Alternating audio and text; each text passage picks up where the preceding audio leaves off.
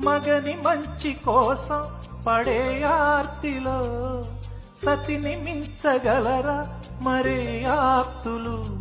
ఏ పూజ చేసినా ఏ నోము నోచినా ఏ స్వార్థము లేని త్యాగం భార్యగా రూపమే పొందగా అపురూపమైనదమ్మ ఆడజన్మ.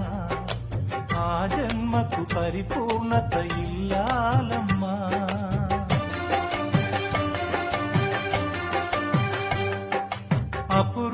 అపురూపమైనదమ్మ ఆడజన్మ. ఆ జన్మకు పరిపూర్ణత ఇల్లా